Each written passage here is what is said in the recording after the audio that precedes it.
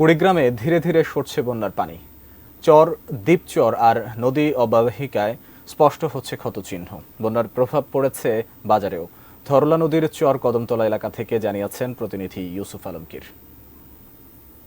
নদ নদীর পানি কমতে শুরু করেছে এবং তবে এই পানি কমতে শুরু করায় দগদগে ক্ষতচিহ্ন ফুটে উঠছে কিন্তু পুরো মাঠ জুড়ে। আমি এই মুহূর্তে আছি ধরলাপাড়ের চর কদমতলায় এবং এখানে বিস্তীর্ণ ফসলের ক্ষেত যে নষ্ট হয়ে গেছে তার চিত্র আমরা দেখছি এবং এখানে একজন কৃষক আছে, আমি জানতে চাই আপনার কি ধরনের ফসলের ক্ষতি হয়েছে। ফসল ক্ষতি মোটামুটি খুবই হয়েছে, আর শাক সবজি খুবই নষ্ট হয়ে একদম শেষ হয়ে গেছে।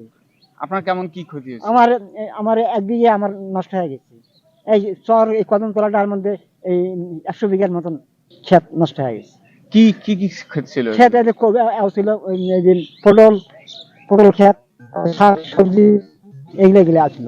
এরকম অবস্থায় আসলে এই যে ক্ষতচিহ্ন, কৃষি বিভাগ বলছে প্রায় 7,500 হেক্টর জমির ফসলের ক্ষতি হয়েছে এবং এই ফসলের ক্ষতি কাটিয়ে উঠতে আসলে কৃষকরা হিমশিম খাচ্ছে, চিন্তিত আছেন তারা তাদের এই ক্ষতি কাটিয়ে কিভাবে উঠবেন।